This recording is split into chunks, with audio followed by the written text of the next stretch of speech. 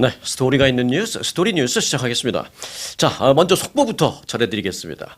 연방대법원이 어제 미국에서 태어난 아이들에게 자동으로 시민권을 부여하는 소위 출생시민권 제도, 그 제도를 금지한다라는 내용의 이 트럼프 대통령의 행정명령에 대해서 위법 판결을 내렸습니다. 출생시민권이 birthright citizenship이라고 하죠. birthright citizenship. 태어나면 뭐 부모의 신분 따지지 않고 자동으로 시민권 주는 거. 부모가 뭐 불법 체류자라 하더라도 아니면 잠깐 관광으로 미국 구경하려고 관광으로 왔다가 아이를 낳게 되는 그런 경우, 뭐 그런 경우에도 다 이제 시민권을 주잖아요. 뭐 이제 그로 인해서 원정 출산 얘기도 많고 부작용도 많고 말도 많지만 여하튼 어떤 경우에도 일단 미국에서 태어났으면 무조건 미국 시민권을 그 아이한테만큼은 주는 그 제도를 트럼프 대통령이 이제 막기 위해서 행정명령을 작년에 사인을 했는데 그것에 대해서 연방대법원은 위법하다라고 판결을 내린 겁니다. 자, 어제 연방대법원은 6대3의 그 의견으로 출생시민권 중단을 요구하는 트럼프 대통령 행정명령 위법 판결 판결을 내렸습니다. 6대3. 그런데 조금 이상하지 않습니까? 보통 이제 연방대법원이 9명이지만 보수가 몇 명이냐, 진보가 몇 명이냐, 이걸 항상 늘 따지잖아요. 예, 보수가 6명이고 진보가 3명입니다. 자, 근데 왜 이렇게 됐는지, 그건 이제 잠시 후에 제가 일일이 대법관님들 이름까지 해갖고 제가 잠시 후에 전해드리겠고요. 일단 그 출생시민권이라는 것은 지난 남북전쟁 직후인 1868년에 채택된 수정헌법 14조에 의해서 지금까지 계속 내려오는 것이죠. 수정헌법 14조의 어떤 내용 때문이냐? 거기엔 이런 내용이 있습니다. 미국에서 태어나거나 귀화한 사람들은 모두 미국 시민이다. 이렇게 되어 있습니다.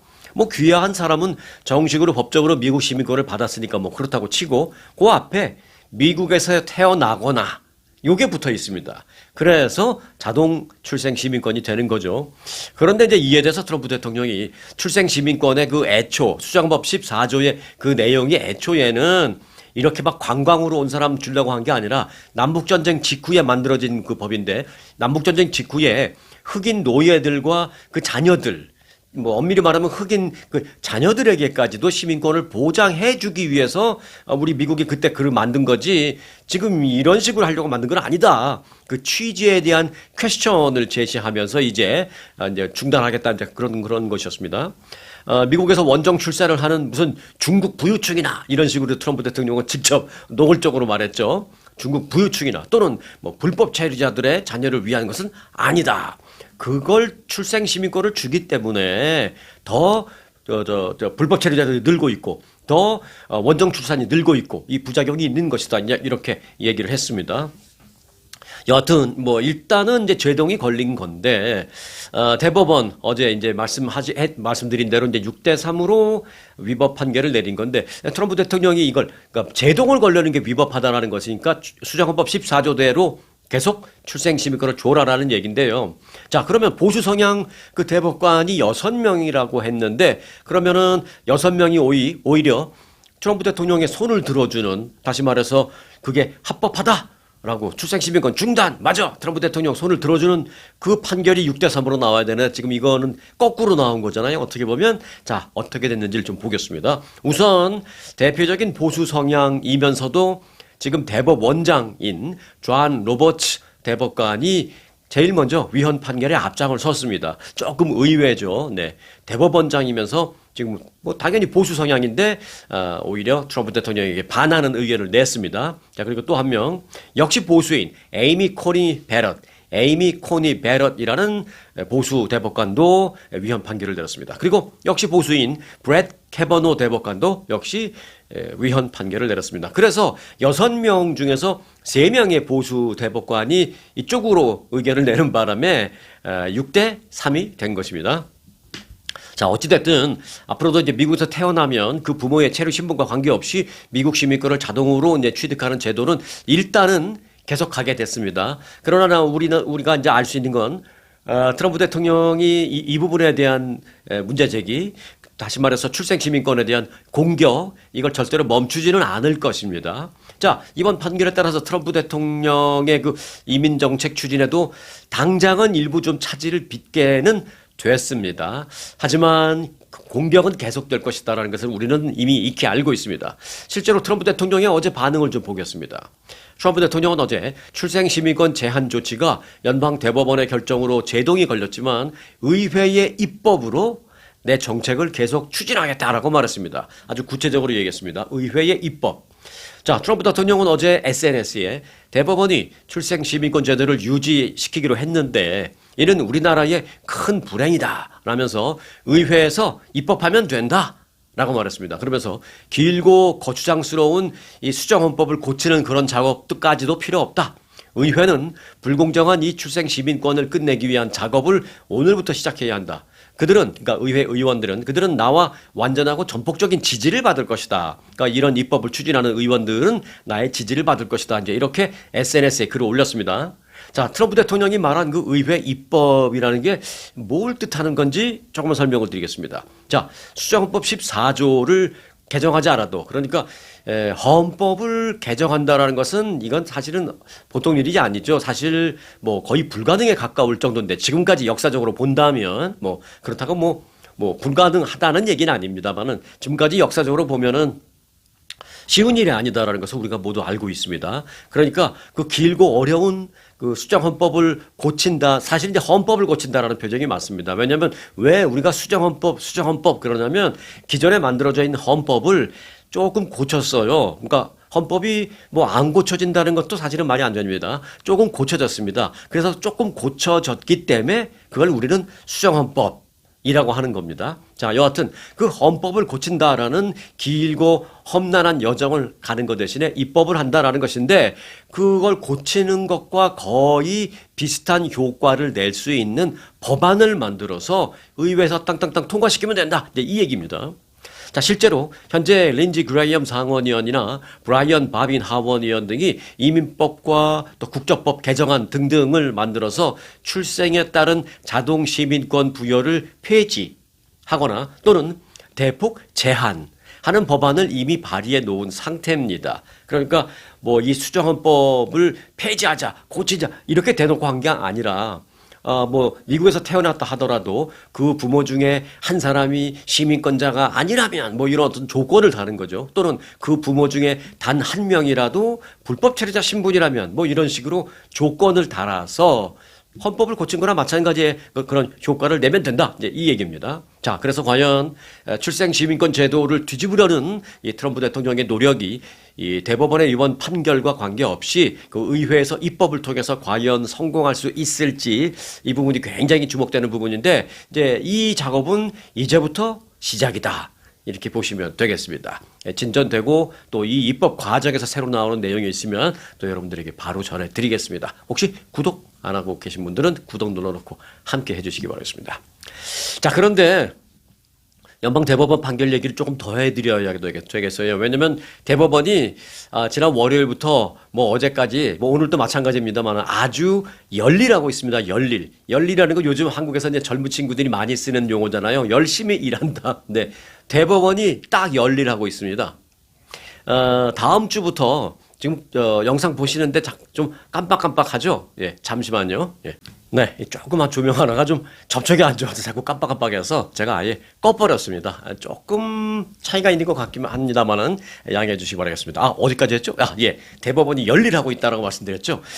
왜 이렇게 대법원이 갑자기 사실 이렇게 뉴스를 하다 보면 대법원이 무슨 판결을 내렸습니다. 뭐 이런 뉴스가 몇 달에 하나 정도 나오거든요. 근데 지금 이번 주에는 지금 이틀 만에 지금 대여섯 개가 계속 나오고 있습니다. 굉장히 이례적인데 왜 그럴까요? 네, 이유가 있습니다. 대법원이 다음 주부터 휴가를 떠납니다. 뭐 자기들이 뭐 휴가 신청서를 내서 그런 게 아니라 법적으로 정해져 있는 여름 휴회가 다음 주부터 시작됩니다. 그래서 대법원의 그 대법관님들이 그 휴회를 떠나기 전에 책임 있게 우리가 할 걸 다 해놓고 떠나자 뭐 이런 분위기여서 지금 이번 주까지 계속 나올 겁니다. 자, 웬만한 한 중요한 판결들은 이제 나올 건데 그 중요한 게 또 마침 지금 쫙 밀려 있다가 이번 주에 막 나오고 있습니다. 앞서 말씀드렸던 출생시민권 제도 이제 그거 어찌 보면 이제 제일 관심을 끌었던 거고요. 그건 이렇게 그렇게 됐다고 치고 또 하나 또 중요한 판결이 나온 게 있는데 소개를 해드릴게요. 바로 남성에서 여성으로 성전환을 한 그런 경우에 그 사람은 여성 스포츠에 참여할 수 없다. 라는 그런 판결이 내려졌습니다. 앞서 말씀드렸던 출생시민권 그거는 이제 트럼프 대통령의 입장에서 본다면 좀 불만인 판결이겠습니다만은 이 부분은 또 트럼프 대통령 입장과 좀 맞는 그런 판결이 나왔습니다. 자, 트랜스젠더가 학교 내 여성 스포츠 팀에 참여할 수 없도록 하는 것이 합당하다. 라는 판결이 내려졌습니다. 대법원은 어제 트랜스젠더 고등학생 베키 페퍼 잭슨이라는 학생과 대학생 린제이 히콕스라는 학생들이 각각 다른 주에서 고등학생은 웨스트 버지니아에서 그리고 대학생은 오하이오 주에서 소송을 제기했는데 그 소송에서 이게 이제 대법원으로 올라온 거예요. 그 소송에서 또 역시 재판관 6대 3의 그 비율로 원고 패소 판결을 내렸습니다. 이 원고는 뭐냐면 나 남성에서 여성으로 성전환 수술을 했는데 난 여자니까 지금부터 난 여자예요. 그러니까 여자 스포츠 나갈 수 있게 해주세요. 라는 건데 안 돼. 라는 판결을 내린 겁니다. 쉽게 설명하면 그거예요. 웨스트 버지니아, 아이다호 두 주에서 소송을 제기했는데 이 두 개 주에서는요. 여성을 위해 지정된 스포츠는 남성 성별을 지닌 학생들에게 개방될 수 없다라고 규정되어 있거든요. 그래서 이제 이 친구들이 이제 여성 스포츠에 못 나갔던 거예요. 그 주에서. 그래서 나갈 수 있게 해달라고 한 건데 대법원도 안 돼 한 거죠. 자, 대법원은 이들 주의 그 법률이 모든 사람에 대한 동등한 법 적용을 담은 헌법 14조나 교육에서의 성차별을 금지하는 그 교육개정법에 위배되지 않는다라고 판결을 내렸습니다. 그러니까 그 주에서 하는 게 맞아. 너희들 못 나가냐 그 얘기죠. 쉽게 말해서 뭐 남성에서 여성으로 성전환을 한 선수, 특히 그 트럼프 대통령이 굉장히 싫어하잖아요. 이 부분을 남자에서 여성으로 성전환한 그런 사람들이 여성 스포츠에 나가는 거는 나 안 돼라고 뭐 매번 말씀을 하시는데 딱 이제 그겁니다. 참여할 수 없다라고 이제 같은 결이 같은 그런 판결을 내린 건데 하급심에서 사실은 달랐었어요. 1심, 2심 이런 데서는 나가도 된다라고 했거든요. 근데 나가도 된다라고 했는데 이제 주정부가 계속 항소하고 그리고 상고하고 해서 연방 대법원까지 온 건데 대법원에서는 이제 1심하고 2심하고는 다른 판결을 내린 겁니다. 못 나가게. 자, 이제 이게 비슷한 법률이나 규제가 시행 중에 있는 미국 내 다른 주에도 영향을 미칠 수가 있습니다. 이게 다른 주 영향을 미칠 만한 주가 이제 한 27개 주 정도 됩니다. 그 주는 이제 대부분 공화당 성향의 주죠. 공화당 성향의 주가 이제 그런 성전환 선수들이 못 나가게 하고 있죠. 거기 한 27개 되는데요. 미국에서 출생 당시의 성별과 다른 정체성에 따른 스포츠 참여를 금지하는 주가 이제 말씀드렸던 대로 대략 27개입니다. 대표적으로는 텍사스, 네, 뭐 대부분 보수 성향 주죠. 이제 여기 말씀드렸을 때 이미 다 눈치채셨을 거예요. 대표적으로 이제 텍사스주, 플로리다주, 그리고 노스캐롤라이나, 알래스카, 그리고 아이다호, 그리고 이번에 문제가 된 또 웨스트 버지니아 등등입니다. 한편 이 판결과 연관된 내용을 조금만 더 추가적으로 전해드린다면요, 대법원은 올해 초에 트랜스젠더 학생에 대한 그 교내 보호 규정을 정한 캘리포니아 주의 규정을 금지한다라고 판결을 내렸습니다. 요건 뭐냐? 교내 보호 규정이라는 게 뭐냐면 학생이 성전환 수술을 했어요. 그런데 학교에 와서 선생님이나 학교한테 내가 이렇게 수술을 했습니다. 하지만 이건 나의 개인 프라이버시이기 때문에 우리 부모한테 통지하지 말아달라라고 말하면 캘리포니아 주는 그걸 지켜줘야 됩니다. 부모한테 말을 할 수가 없어요. 여기서 보면 이제 많은 분들은 막 개탄을 하죠. 근데 캘리포니아 주는 그런 게 있습니다.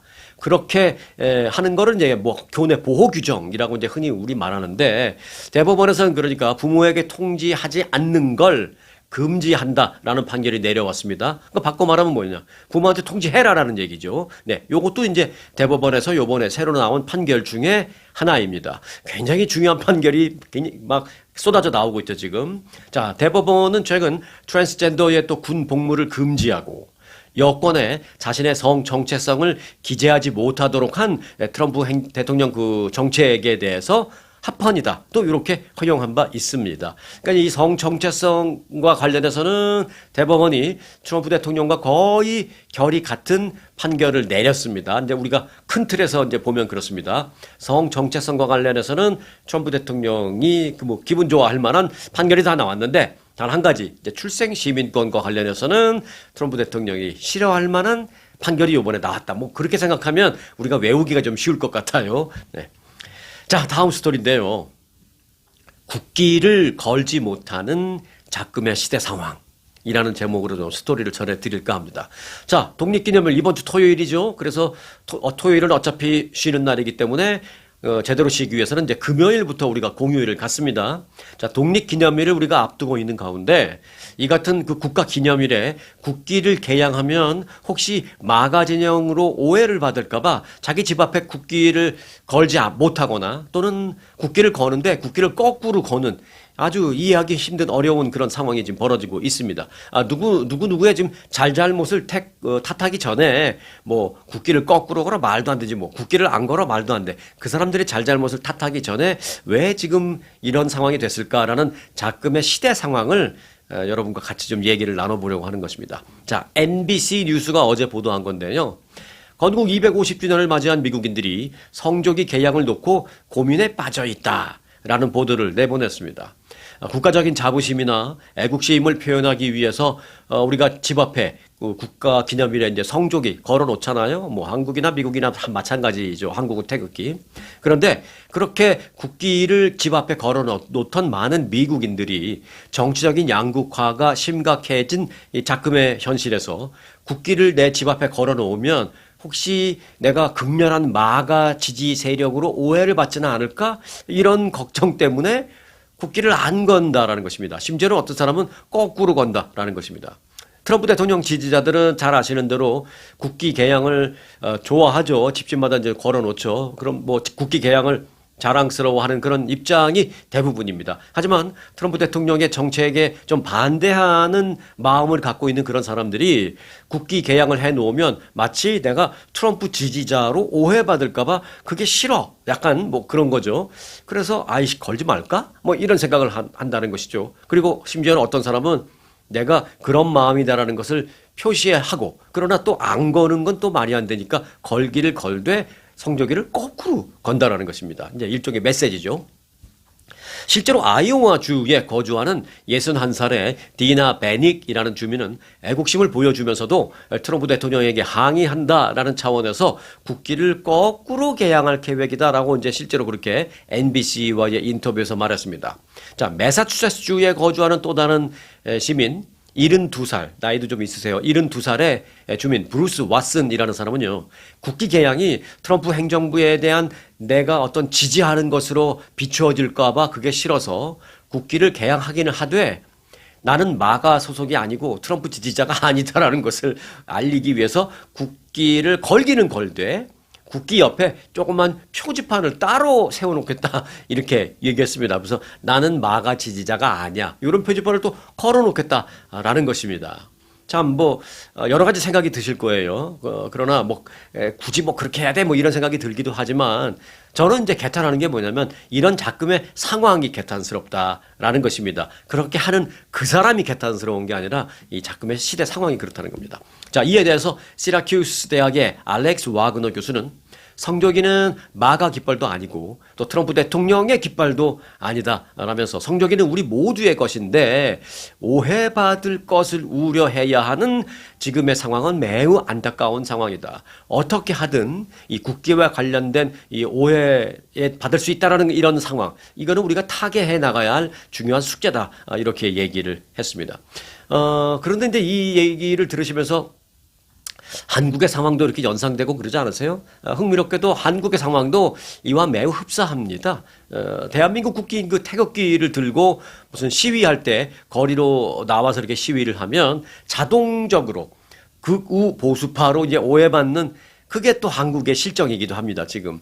한국에서는 그래서 나이 많고 극보수 성향을 가진 사람들을 향해서 뭐 태극기 부대 뭐 이렇게 얘기하고 있잖아요. 저는 참 그 명칭도 마음에 안 들지만 뭐 그게 또 실제 상황이기도 합니다. 그래서 이제 다른 건 몰라도 이 국기를 막 갖고 한국 같으면 태극기, 미국 같으면 성조기, 이 국기를 갖고 오해받는 상황은 좀 바뀌었으면 좋겠다라는 생각을 저는 뭐 오래전부터 강하게 갖고 있었는데 참 많이 안타깝습니다. 그래서 저는 혼자서 가끔 이런 생각을 해봤어요. 예. 태극기로 또는 성조기로 자신의 정치 성향을 오해받지 않을 무슨 좋은 방법이 없을까?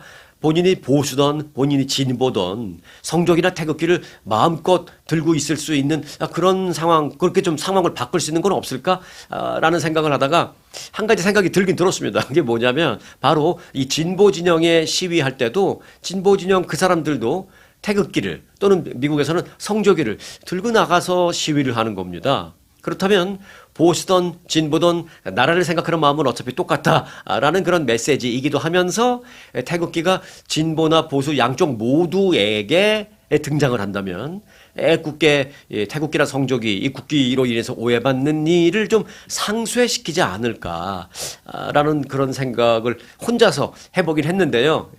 뭐 제가 혼자 생각해 본 거지 별로 가능성은 높아 보이지는 않습니다. 좀 안타까운 작금의 시대 상황을 좀 말씀드렸습니다.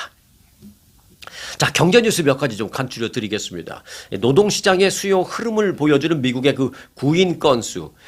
미국에서 각 기업이 이번 달에는 우리가 몇 명을 하이어한다 하는 그 구인 건수를 미 전국으로 통합해서 이제 집계를 내보면 그게 늘었나, 줄었나, 몇십만 개냐, 뭐 이런 걸로 인해서 미국 경제 상황을 좀 가늠해 볼 수 있는 굉장히 중요한 이게 수치거든요. 근데 이게 5월 들어서도 아주 양호한 수준을 보였습니다. 그래서 어느 정도냐면 2년 만에 가장 많은 건수를 기록할 정도로 양호한 수치를 보였습니다.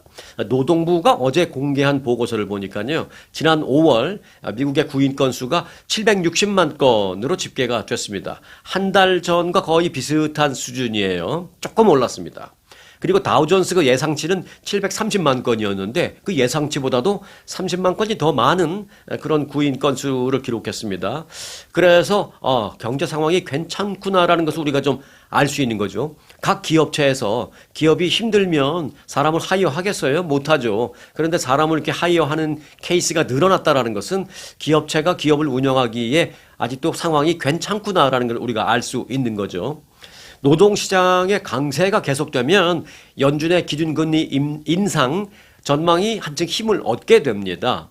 쉽게 말해서 연준이 금리를 인하하거나 또는 동결시킬 수밖에 없어요 라고 할 수 있는 명분은 좀 약해지는 반면에 경기가 좋은데 금리를 왜 내려 이렇게 되는 거죠. 그렇게 이제 금리 인하 명분은 약해지는 반면에 금리 인상을 단행할 명분은 좀 더 좀 강해졌다. 뭐 우리가 이렇게 볼 수 있습니다. 최근 들어서 올해 안에 금리가 인상될 가능성이 높다라는 그런 이제 측지가 많이 나오고 있는데 그런 전망에 조금 더 힘을 실어줄 수 있는 그 구인 건수 수치가 나왔다. 뭐 이렇게 볼 수가 있겠습니다.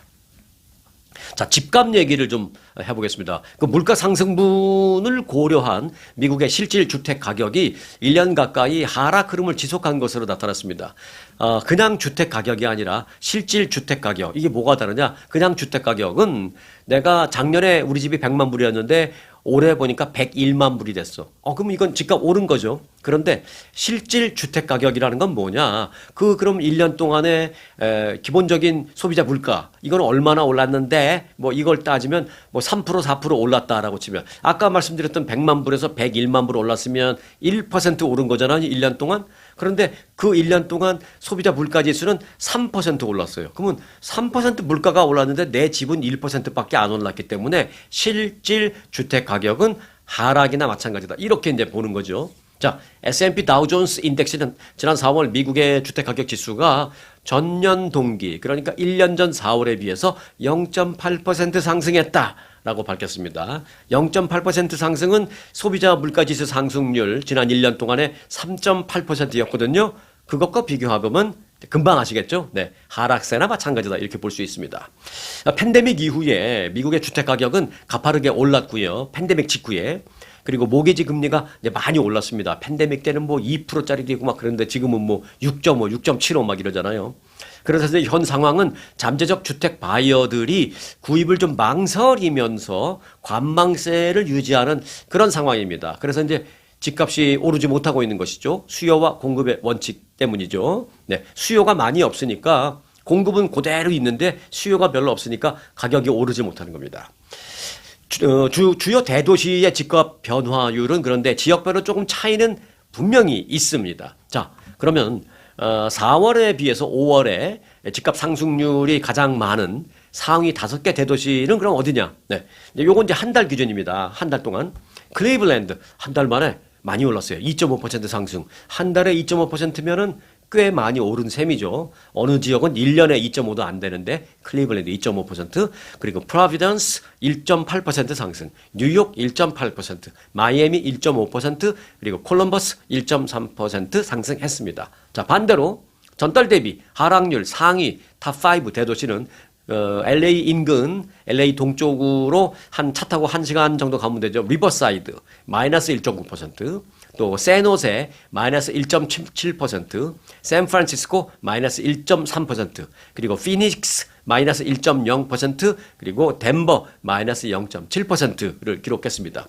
이게 이제 말씀드렸던 대로 전달 대비 변동률인데요. 그러니까 한 달.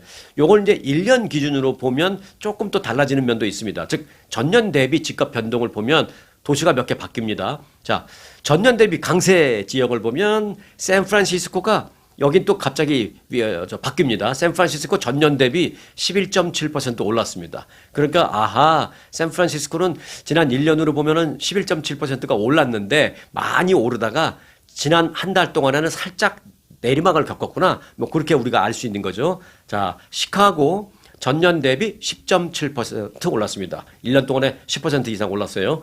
그리고 뉴워크 전년 대비 10.2% 상승했습니다. 자, 반대로 전년 대비 하락 지역입니다.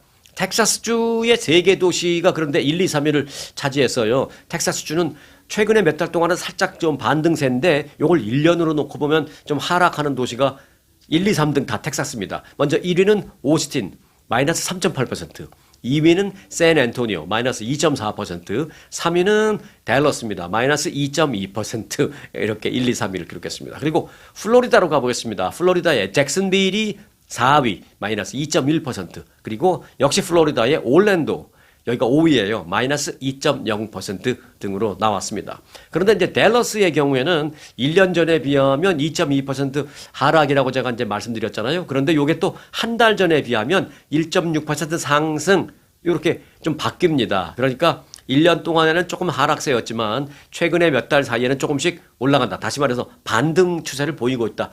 이런 표현이 가능하겠습니다. 뭐 말씀드렸던 플로리다 쪽의 도시들도 최근에 몇 달 동안은 살짝 반등 추세를 보이고 있습니다. 그러니까 계속 하락은 절대 아니고요. 1년 동안에 조금 내려간 데는 하락세를 보이고 있다. 이렇게 볼 수가 있겠습니다. 시카고는 지난달에 많이 올랐어요. 한 달 만에. 전달 대비 무려 6.5% 상승을 기록하면서 시카고는 상당히 탄력적인 상승을 보이는 좀 이례적인 도시다. 이렇게 평가를 받고 있습니다. LA를 볼까요? LA는 좀 정체예요. LA는 전년 대비 0.7% 하락이라고 이제 나왔는데요. 사실 뭐 LA는 이렇게 표현이 가능하겠습니다. 폭등도 폭락도 없는 긴 조정기를 거치고 있다. 뭐 이렇게 표현이 가능하겠습니다. 집값은 그 변동, 집값이라는 건 그렇죠. 이제 뭐 여러분들이 어디 사시든 집 갖고 계신 분들 적지 않을 거예요. 그런데 이제 집값이라는 것은 그렇죠. 갖고 있는 사람 입장에서는 오르기를 당연히 바라죠. 그런데 또 사야 하는 입장에서는 조금 내려주기를 당연히 바라죠. 뭐 이거는 뭐 당연한 겁니다. 그런데 또 좀 애매한 구석도 있어요. 나는 집을 갖고 있어요. 그리고 이제 은퇴도 했어요. 집값 페이오프 다 됐어요. 그래서 집값이 오르면 내 자산이 그냥 그대로 막 올라가는 입장이에요. 그런데 내 자식들이 이제 집을 사야 하는 그런 나이가 됐어요. 결혼도 했고 이제 아이도 낳아야 돼서 이제 집을 사려고 하는 그런 자식을 갖고 있는 경우에 그런 부모의 입장에서는 야, 이게 오르는 걸 좋아해야 할지 좀 내리기를 기대해야 할지 조금 애매한 구석이 있습니다. 나를 생각하면 올랐으면 좋겠고 자식 생각하면 조금 내려갔으면 좋겠고 뭐 이런 그런 상황입니다. 좀 이제 애매한 양면성이 있는 그런 상황입니다. 제일 좋은 건 집값이 물가 상승률만큼 그 정도 오르고 젊은 사람들의 임금은 물가 상승률보다는 훨씬 더 많이 오르고 뭐 그렇다면 집을 갖고 있는 은퇴한 시니어들의 입장에서는 그래도 물가 상승률만큼 올라가니까 땡큐. 그러나 젊은 사람들 입장에서는 집값은 그 정도 올라가는데 내 월급은 더 많이 올라가니까 더 땡큐. 뭐 이런 입장이 되면 서로 윈윈이 아닐까 생각이 드는데 그건 제 생각이고요. 뭐 세상 돌아가는 게 우리네 마음처럼 뭐 다 되겠습니까? 우리네 마음처럼만 되면 얼마나 좋겠습니까? 라는 생각을 하게 됩니다. 자, 오늘은 여기까지 하겠습니다. 끝까지 함께 해주셔서 감사합니다. 오늘 영상 마칩니다. 2026년 루트 66 개통 100주년을 맞아 아주투어가 특별히 기획한 미 대륙 횡단에 여러분을 초대합니다. 산타모니카에서 시카고, 나이아가라와 뉴욕, 워싱턴 DC까지 역사를 따라 맞따라 100년에 단 한 번뿐인 기회. 아주투어의 루트 66 대륙 횡단으로 인생 최고의 버킷리스트를 완성하십시오. 당신의 행복한 여행 아주투어가 책임지겠습니다.